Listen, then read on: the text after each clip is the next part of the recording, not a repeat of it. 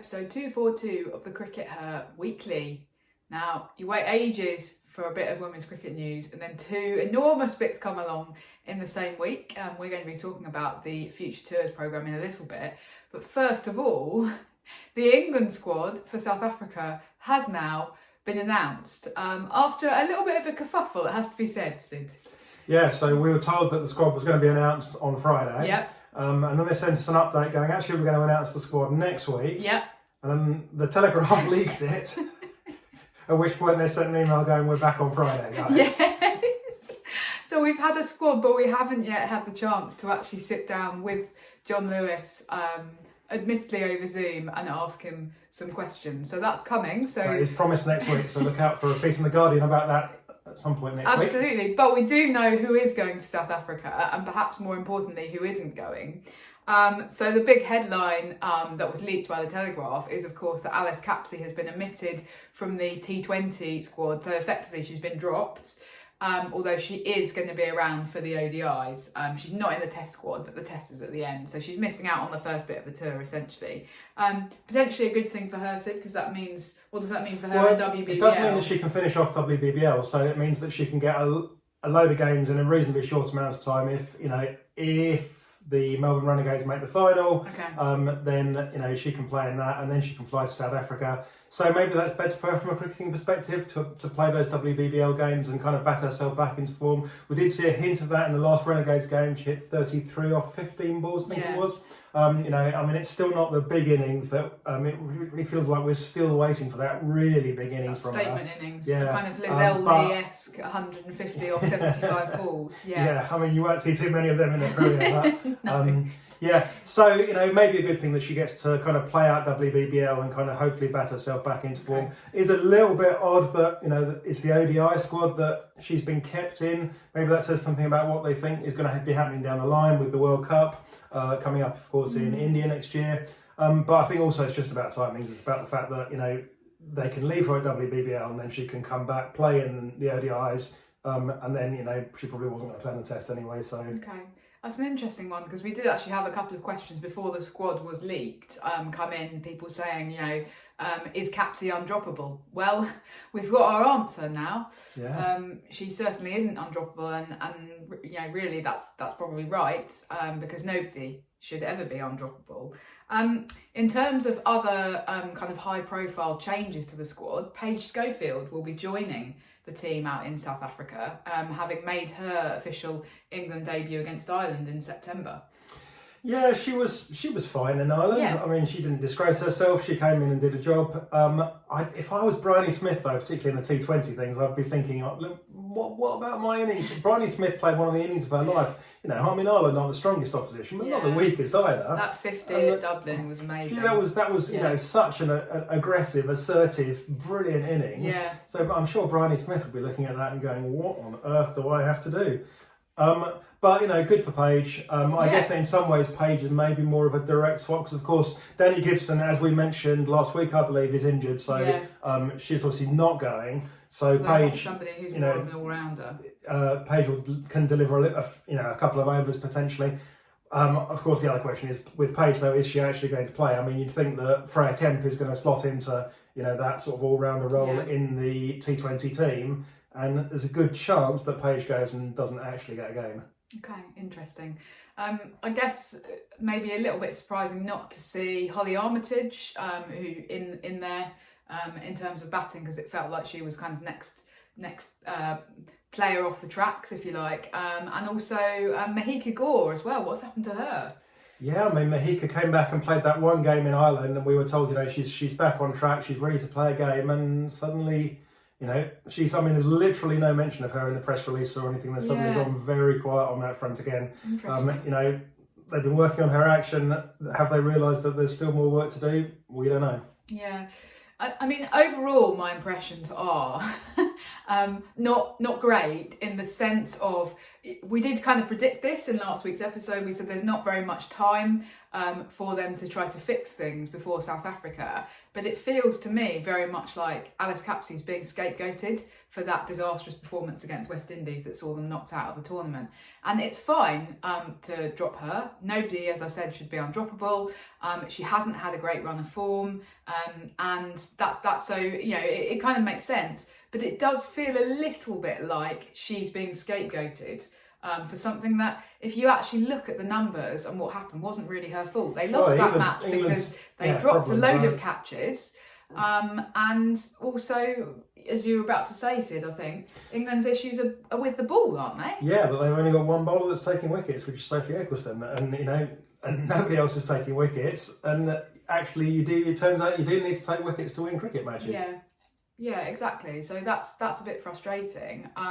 You know, is it that Jon Lewis and Heather Knight are going, well, maybe we're concerned about Alice Capsey's fitness? But actually, Jon Lewis has come out and done an interview this week, his first interview since the World Cup, an exclusive interview with the Cricketer, where he's actually really come out swinging against those comments, and that Alex Hartley had kind of made, but also other people had been talking about in terms of the England squad not being fit enough, and there being a couple of players within that in specifically.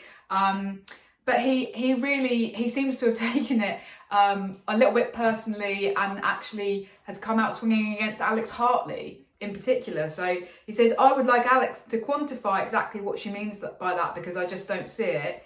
She needs to be more specific. We're not an unfit cricket team. I don't agree with what she said at all. I'm more than happy to have a chat to her about it and be more specific.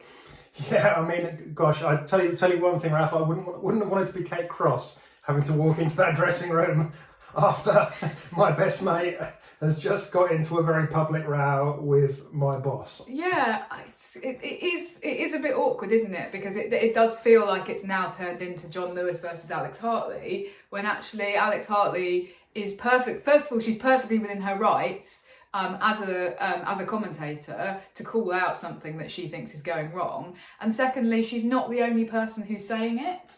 And so to actually, I could understand if Lewis had kind of turned around and gone, okay, well, I don't agree with the comments about fitness, and I see that my squad are fit, and I think we're doing all of these things to work on our fitness. But to actually basically say it's just one person's opinion, which kind of is what he's saying here, it feels a little bit like scapegoating, and not really facing up to issues. Actually, it doesn't feel like he or the management, because he represents the management publicly, have actually really faced up to what went wrong in that World Cup. Yeah, well, I mean, you know, because that would mean looking in the mirror, and looking in the mirror is uncomfortable sometimes.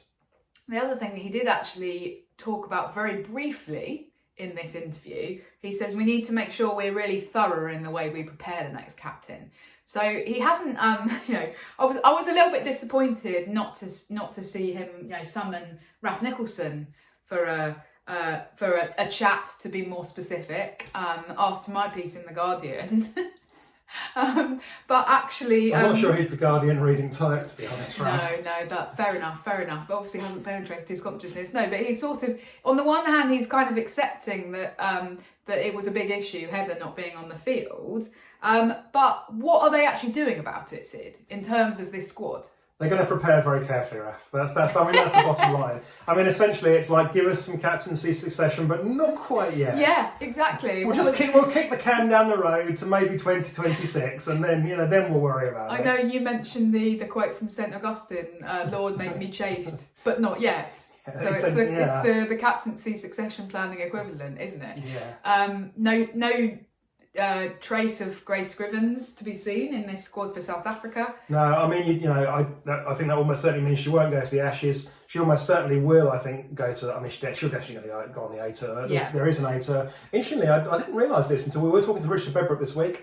We had the pleasure of sitting next to him at lunch. The England A tour is not actually till like March time, so it's not taking place at the same time as the Ashes, as it has done in the last few years. Yeah. Which is really interesting in one perspective, Raf, because that means traditionally the teams have done a red ball warm up by Australia playing England A and England playing Australia A. And they come on, they'll do that this time. So that's going to be interesting to see what they do in terms of red ball warm-ups. I don't think there's actually room in the schedule for a red ball warm-up. And this is the problem with having the test at the end. We've slightly gone off topic. Yeah, we've gone off topic, sorry. We're meant to be talking about England captaincy succession planning. So basically, they aren't doing it. They don't appear to be doing it. But Scriv will be going to the A tour. Yes, but that's not captaincy succession planning. No, I mean, hopefully she'll be captain again. They did kind of pass the captaincy over to Holly Armitage last summer for the and A obviously team. they had Kate Cross doing it in Ireland. They need to pass it back to Scrivens. Well, let's see. But every time I suggest something, that they very markedly don't do it. It's almost like they're sitting here listening to the CRICKETher. We go, we're not doing that then. I'm hoping to get in a couple of questions about this to Jon Lewis on Tuesday, so let's see. So England squad to South Africa announced, and we'll see how they get on in terms of the actual cricket.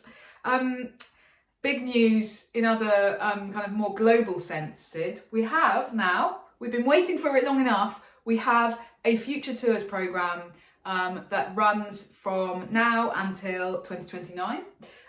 So thank goodness, because people can actually make some plans now in terms of kind of what they're going to be doing when. Any thoughts, kind of overall, Sid? We have got another team. It takes us through to the next World Cup cycle, doesn't it? So we've seen a little bit of expansion in that Zimbabwe are going to be included for the next cycle. That's an interesting decision of itself, because they've been included and other teams. I mean, Scotland, I know, would like to have been included in that. For example, Thailand would like to have been included. Yeah. But it looks to be very much about who's got the ICC full member status, who's got the better men's teams that they're kind of promoting here. Yeah. Fair enough. I mean, it's not fair enough. The ICC are driven by men's cricket, and this is a very public example of that. A very blatant example. They don't even feel the need to conceal it. Everything is driven by men's cricket, so it sucks basically. Yeah. But there isn't a lot we can do about it. Yeah. And of course, it's great to have Zimbabwe in the Women's Championship. Yep. The other thing is that although they've expanded the number of teams, they haven't expanded the number of games. So you're still going to play the same number of games. That means that teams will now be missing like 3 fixtures, so it won't be everybody plays everybody, anything like. By sheer coincidence, England, Australia and India are all playing each other. Wow. By another sheer coincidence, India and Pakistan are not playing each other. Oh wow, okay. That didn't happen last time either. It kind of really emphasises the fact that this stuff is not drawn out of a hat. No, it's fixed. And I tell you what's really funny is that I had my sports journalism students the other day doing research on women's cricket, and because it was the start of the World Cup, and I just said, you've got 5 minutes to do some research, and one of them said to me, I can't find out how they selected the groups for the World Cup. She's like, I've been looking everywhere and I can't find it out, and it seems really suspicious. I was like, wow, you've literally in 5 minutes hit the nail on the head of one of the big problems with cricket politics, and I was really impressed. Yeah, it's not about the sporting integrity of these competitions. It's about how can we fix these to maximise our TV revenue by ensuring the big 3 play each other. To not upset the Indian government by ensuring that we don't have an embarrassing thing like they've got with the men at the moment, where they're even talking about moving bits of the men's Champions Trophy to the UAE. Anyway, that's men's cricket. We'll deal with that in a different podcast. Aside from the ICC Championship, tests, Raf. I know. I'm so excited. Celebrate good times. Come on. Somebody's going to clip that at some point.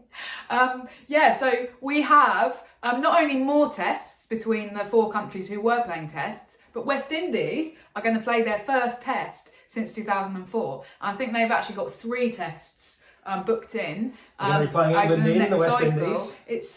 Indies.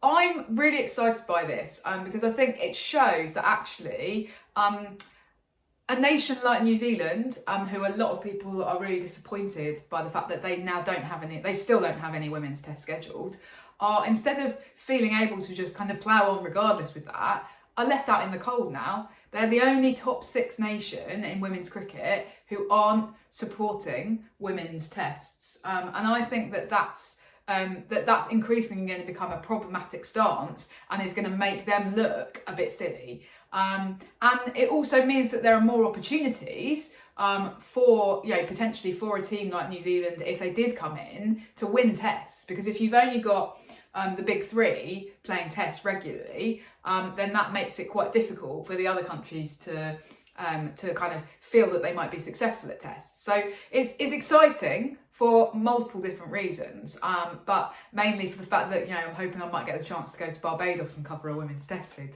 You never know. Now, you did speak to somebody at the New Zealand Cricket Board, didn't you? I did. What did they have to say about that, Raf? Because they didn't totally fob you off, did they?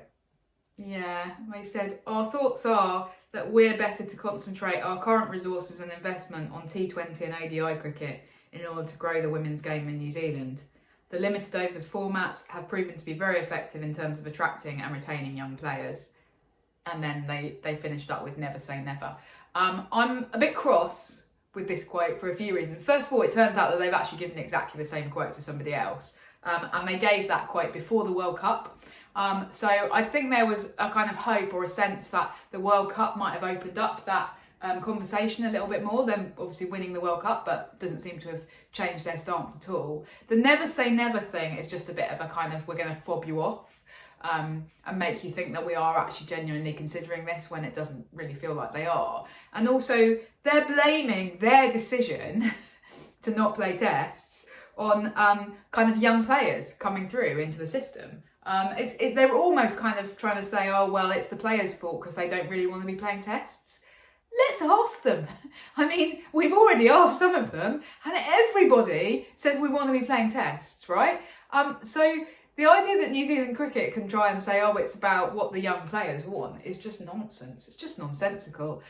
So yeah, I feel like they fobbed me off a bit. I mean, they did get back to me and give me a quote, but it's just a bit of a crap explanation, to be honest.